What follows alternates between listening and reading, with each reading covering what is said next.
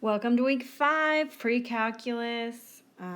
We hope that you're all happy and healthy and excited about seeing the end closer so you can take your final exam. So exciting, something to look forward to. And another thing to look forward to is that we're starting a new unit.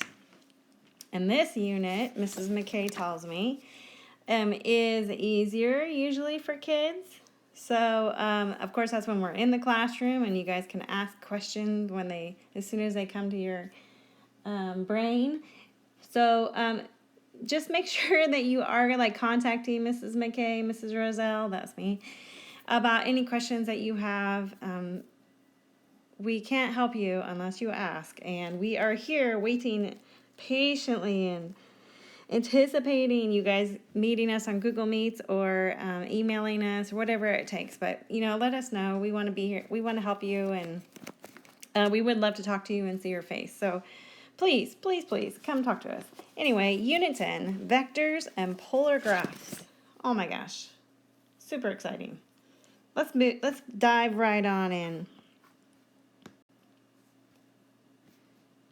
We've got... Hopefully you had a chance to, print out your notes, or you're just going to follow along, listen to my lovely voice, or just read the filled in notes that are attached as well. So we're going to start by looking at vectors. And vectors are used, hopefully you've seen this already, in physics. You're going to use them in engineering, obviously applied math. They are a way to describe two things. You can use them to describe magnitude and direction. If you are talking about the flight of an airplane, we would have to be talking about what direction that plane is traveling and what speed it's traveling in. So since we have two different quantities that we're dealing with, we can use a vector to help describe both of those quantities. And those quantities are in general called the magnitude and the direction. So the direction, that's self-explanatory. The magnitude can be used to describe a couple different things, like force, the size of force, speed. I guess that's really a similar thing. But so that's what we're going to use to describe our direction and our magnitude. We're going to use a vector. So we've got some basics that we need to look at for vectors. It shows you here in the notes that a vector is a line segment denoted by the initial point and then the terminal point. And then we put a ray over the top, the ray symbol over the top to represent, it's kind of a ray symbol. It looks like a spearhead, but it only has one arrow end. I don't know if you can see that. Or sometimes instead of using the capital letters, we'll just use a lowercase letter. And just instead of using points, separate points, we just would call it vector A. And then sometimes we get super lazy and just don't even put the vector symbol on top. So initial point is the non-arrow part of your ray. Excuse me. And then the terminal point is the head of the ray, and that's showing which direction we're going in. We're going to use what's called a component form of a vector. It's also described as a position vector. And I'm going to show you in a little bit why we're going to use it. It's kind of like a simplified version of our vector, but I know we're just starting out, so it's kind of a lot to take in right now. So component form, just so you know, that comes from subtracting our x values, and that gives us our the first coordinate of our vector, and then we subtract our y values to get our second coordinate of our vector. And again, that's just telling us what direction we're going in. And then the other thing about vectors is that we don't use parentheses to denote them. We use the kind of brackety, pointy brackets to represent vectors. So they look like V's. They look like sideway V's. So that helps us kind of remember. If it's a vector, you're going to use the sideway V brackets instead of parentheses or the flat brackets. Okay. Example, so let's just try some. Example 1, we're going to find the component form of vector AB with the initial and terminal points. So to get the component form, we're going to subtract our x's and then subtract our y's. Really what we're doing is trying to find, when we subtract our x's, we're asking ourselves, how far are we going to move over horizontally? That's the subtracting the x's. And then how far are we going to move vertically? That's why we subtract the y's.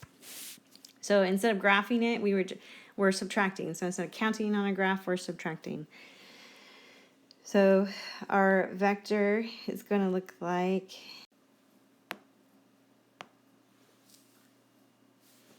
6 minus -2. So we always start with the terminal point and subtract the initial point. So I'm starting with the terminal, which would be the B. And so that's going to give me, for my x's, my x coordinate, 6 minus -2 would be 8.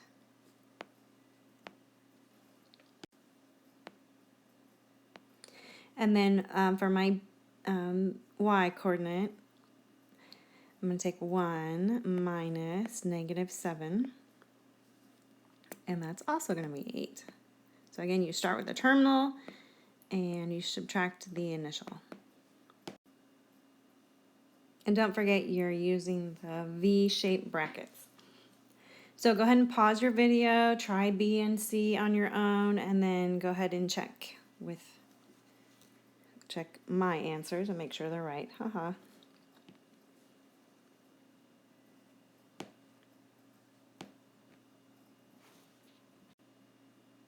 Okay, so check B, should have gotten -9, -11, and then C, 0, 6. And don't forget, that tricky subtracting negatives. Try not to make a mistake on that. Okay, so that is finding the component form of AB. So just so you know, we use component form because it's again, it gives us the standard position of our vector. And if you can see over on the right side of the screen, over here, if we took, for example, if on example A, we had -2, -7, and then B, it was at 6, 1. That would kind of be this, I mean, if you use your imagination, could be like this vector down here that I'm trying to highlight.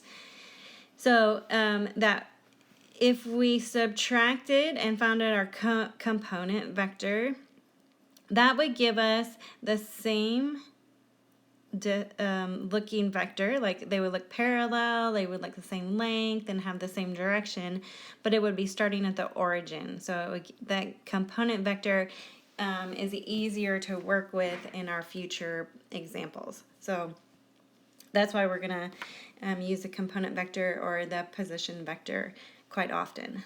Okay. So that's a standard position when you're at the origin and then going in a direction. The direction of the vector is the angle between the vector and the horizontal line. So just be really aware of that. You always want to make sure that you're using a horizontal line. Remember when we were looking at angles of elevation and angles of depression, we'd always start with our horizontal line of sight first and then either look up for angle of elevation or look down for angle of depression. It's a really similar idea. And we're always using the positive x-axis as well. So length of our line segment, that's called a magnitude of the vector. And we're going to use our distance formula or Pythagorean theorem. Those are the same thing, if you didn't know that. So we're going to use those to help us find the magnitude. And when we're writing the magnitude, we use those absolute value symbols, because remember how absolute value is a distance, and that's really what we're trying to find, is a distance. So we use that symbol. Sometimes you'll see the double lines, just depending on, whoever wrote the math book. So those smarty pantses like to use different symbols sometimes. So just so you're aware, you might see it written a little bit differently. If we're starting with our component vector, then we can just use our the x and the y coordinate, or the a and the b of our vector, and use Pythagorean theorem essentially to solve it. If we're using two different points, then we have to first subtract our x's, and then subtract our y's, and then square and square root, or add and then square root. So it just depends on which situation you're given, on which type of the Pythagorean theorem or distance formula you would use. I feel like I'm kind of rambling a lot here. Okay, so let's try some examples. We're going to find the magnitude of our vector AB. And the A is the given initial point, and then B is the terminal points. And notice how on the A and the B, we've got parentheses around those. That tells us those are points instead of vectors. So that's why it's important that we use the correct symbols around each one. So if we first try algebraically, we are just using our distance formula again. So I'm going to write absolute value of AB. This represents our magnitude, or the distance, and that equals the square root of, so x minus x, 1 minus 1 squared, plus y minus y, 3 minus negative 3 squared. And then we're going to simplify. So 1 minus 1 squared is 0 squared. Some of you don't even need to write that. And then 3 minus negative 3 is 6 squared. Then we add our 0 squared and our 6 squared, and we get the square root of 36, and we square root if possible, and we get 6. So that's the distance then between point A and point B, or the magnitude of our vector AB. So let's graph it. So I'm starting at A. The initial point is at 1, negative 3. And then B is at 1, 3.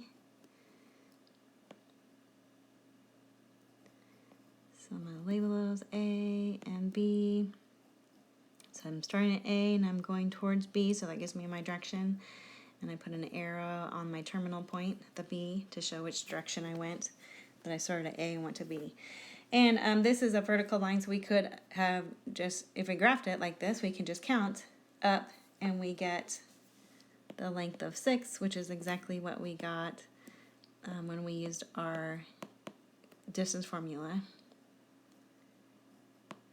So if you're graphing, you could also count the length. Okay, let's try another one. Or you can pause this video, of course, and just check to make sure you guys get the same answer. I'm going to work through it. Next, we're going to start by subtracting our x values. So 3 minus negative 2. And then we're going to square that. Plus, now we're going to subtract the y values. 1 minus negative 7.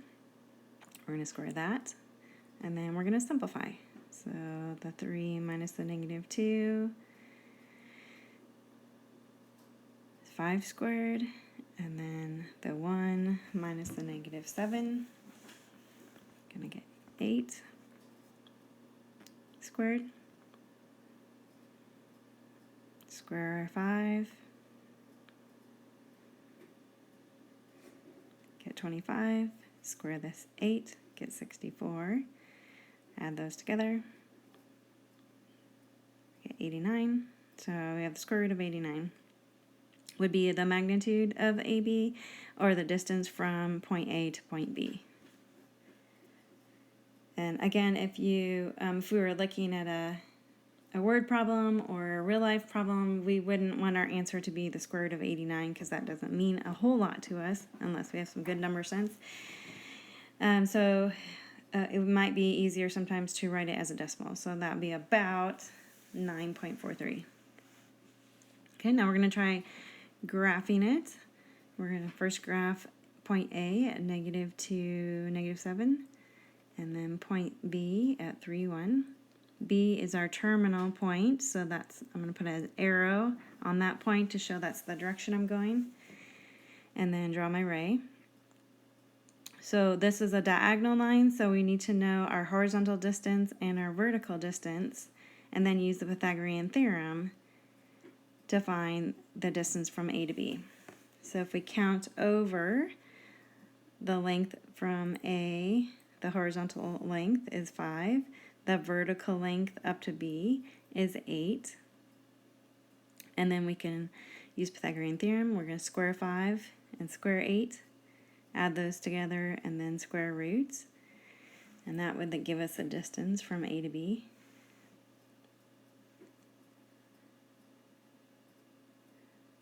So we're ending up with similar numbers, square root of 89.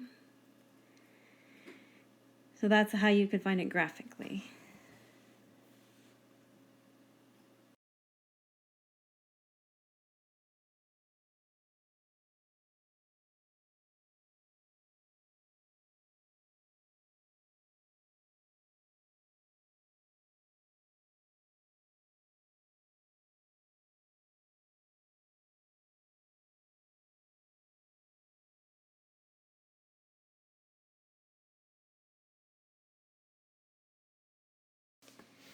As I was talking about earlier, vectors can represent a lot of situations in life involving force or velocity.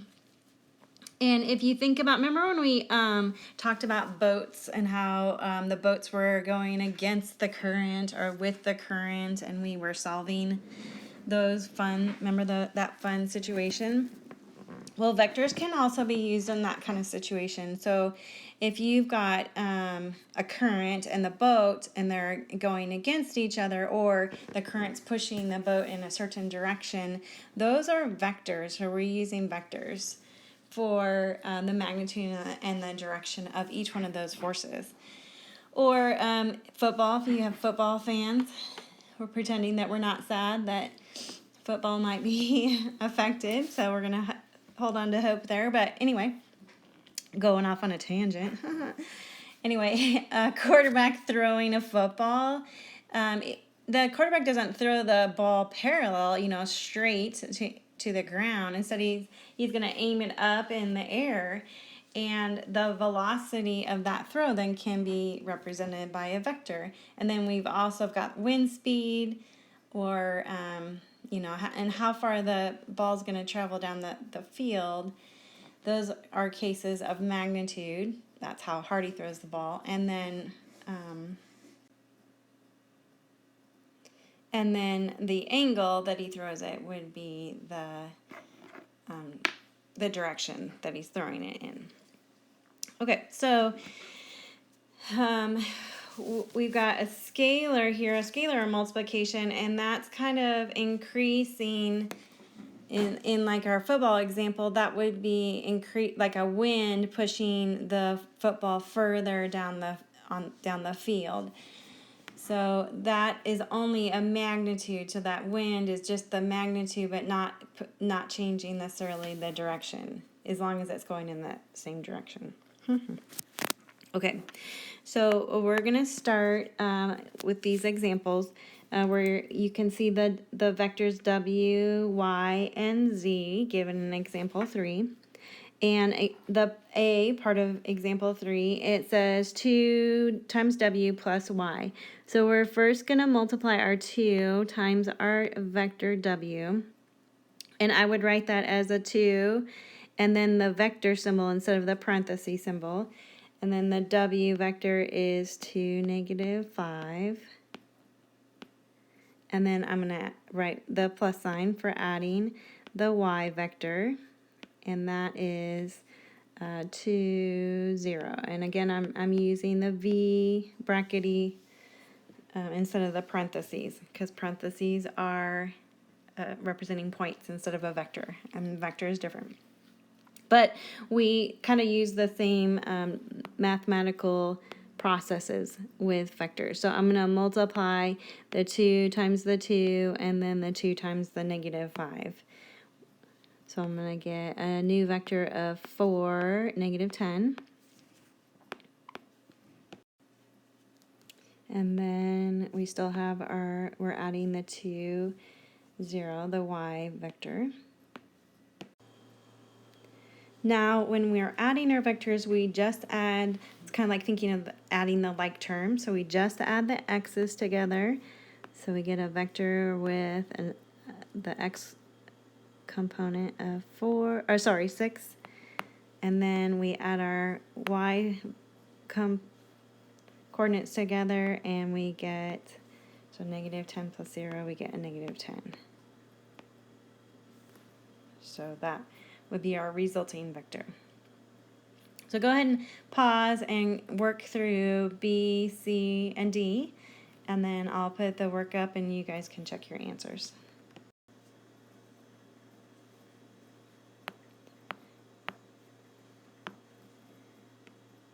Okay, so don't just forget to distribute first. And then you're going to subtract just the x's and just the y's. And be careful because you've got some you're subtracting negatives, so sorry, no, I teach Algebra 1, and that's where we always go wrong in Algebra 1, so don't make those Algebra 1 mistakes. So 6 minus -2, we're actually going to get an 8, and then 0 minus -8, we're actually going to get a positive 8. Okay, and then C, we're just multiplying our z vector by -3. And don't forget to distribute the -3 times each coordinate. So we're going to end up with a +3 for our x, and then a +12 for our y. And then on example D, we're going to multiply 2 times our y vector, and then -1 times our w vector. So don't forget to distribute first.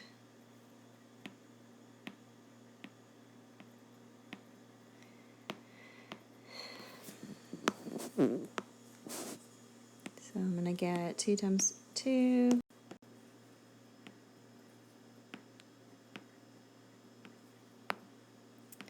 And then the 2 times the 0. And then we're adding, so now I'm going to distribute my -1, so I'm going to get a -2 and a +5. Then you add your x coordinates and get a 2 for your x, and then a 5 for your y coordinate. And don't forget, you have the v brackets on those. And then there are times when we just know the magnitude and the direction of a vector, but we don't know the points of the vector. So we don't know the coordinates. We don't know the x and the y, or this is written as with an A and a B. So I'm going to draw a little picture down here at the bottom to show you what I mean. So we know the vector, we know what the magnitude of v is, but we don't know how to get to this point right here. So this is our right triangle. We've got our angle theta. This guy on the horizontal is going to be the cosine of theta times our magnitude of v. And over here, we're going to have the sine of theta times the magnitude of v. And that comes from trig, you know, remember our opposite over hypotenuse, or adjacent over hypotenuse. And the cosine is the x value, and the cosine is the y value, all that fun stuff. So we're going to use that then to work backwards to find the component of our vector. So if our magnitude of v is 8 in this example, and our angle is 45 degrees, that's the direction that we're given, then to get our components, or the x and the y, we are going to take our vector magnitude, which is 8, and we're going to multiply it by the cosine of 45. That'll give us our x coordinate. And then to get the y coordinate, we're going to multiply our 8 times the sine of 45. And that will give us our x and y. And we are so good at knowing or remembering the cosine of 45 is root 2 over 2. If you don't remember that, you can always look at your unit circle. And then the sine of, oh, dang, I wrote 8 instead of 45. That's supposed to be 45. The sine of 45 is also root 2 over 2. So I'm going to multiply 8 times root 2. Simplifies to 4 times the square root of 2. And 4 times the square root of 2. So that gives me my component of my vector. So we're going to try it again on example A is called again. Lots of mistakes on here, huh? So we're going to take the magnitude of our vector, which is 24, and multiply by the cosine of 210. And then we're going to multiply 24 times the sine of 210. And that's going to give us our x and our y coordinates. And so you might need to look at your unit circle if you don't remember what 210 degrees is. So check that out, and we get negative square root of 3 over 2 for the cosine of 210. And then for the sine of 210, it's going to be negative 1/2. And then we're going to simplify. So our x coordinate will become 12 times the square root of 3, and our y coordinate will become 12, negative 12. Those are both negative, sorry.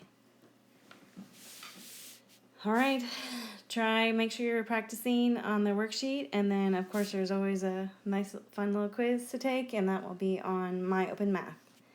Again, if you have any questions, please check in with Mrs. McKay or Mrs. Roselle and let us know what we can do to help you. Miss you guys. Bye.